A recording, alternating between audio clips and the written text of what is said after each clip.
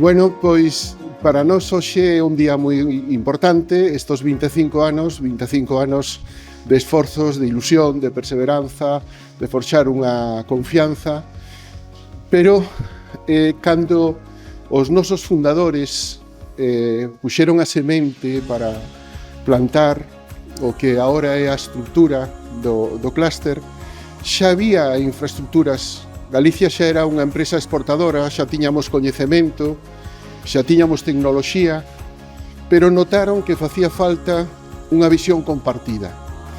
E eu este concepto de visión compartida, para explicalo ben, se me permitides, quero contar unha anécdota.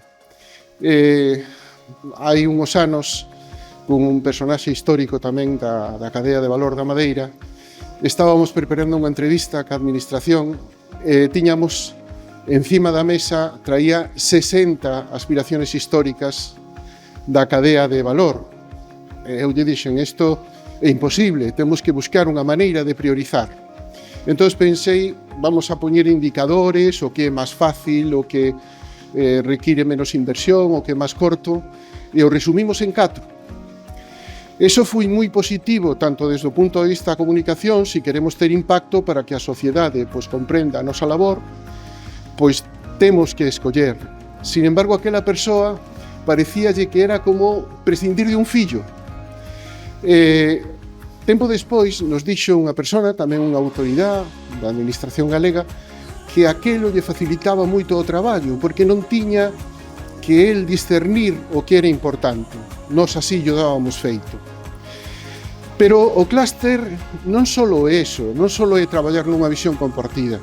O clúster é un ámbito de convivencia, en donde se forja a amistade, a confianza, a deontoloxía, o xogo limpio, os valores. Tamén, para contar a importancia desto, vos vou tamén a relatar unha anécdota.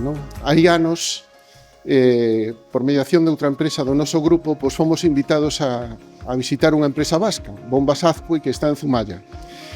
E eu, cando vin aquelos almacenes intelixentes, os robots circulando polas fábricas, distribuindo o traballo nos centros de mecanizado, quedei abrallado.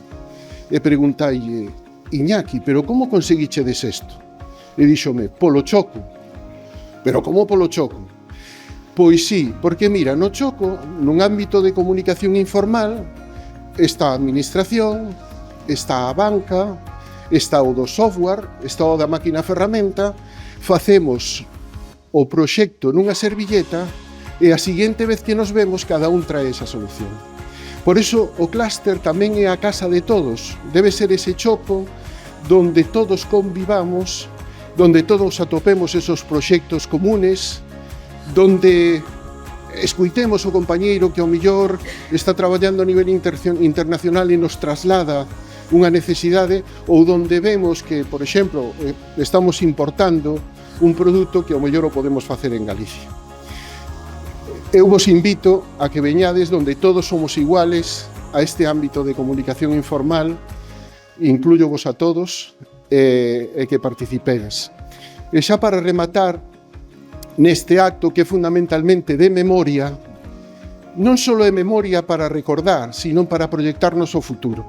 A min que me gusta moito a historia e aprender dos maiores que hoxe escoitaremos aquí, vos vou a explicar brevemente o símbolo dos navegantes da antigüedade, que é un triángulo inscrito nunha circunferencia. A circunferencia era a armonía universal e o triángulo eran 3 dimensiones.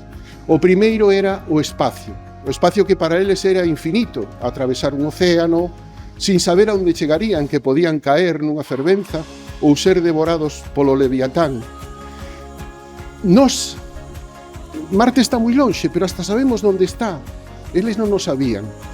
Pero como dominaban ese espacio? Como eran capaces de facer catedrales cando a súa vida era moi corta? Co tempo. Si dominas o tempo, eres capaz de dominar o espacio. Inda que camiñes pouco a pouco, si tes tempo, vas avanzando. Pero como dominas o tempo? Cal é a terceira dimensión que nos axuda a dominar o tempo? A memoria. Cando desesperamos, cando nos parece que non avanzamos, miramos a volta atrás e vemos todo o que avanzamos. Inda que ese pequeno avance sea solo un pequeno risco na carta de navegación. Cando miramos atrás, vemos todos os avances que, por exemplo, no clúster, hoxe na asamblea vimos que estamos disfrutando gracias á semente. Por iso, vos recomendo que cando desesperedes, botedes a vista atrás, miredes os proxectos que facíades há 5 ou 10 anos, os correos electrónicos, e veredes todo o que avanzamos. Por iso é celebración de memoria, pero tamén de proyección de futuro. Moitas gracias.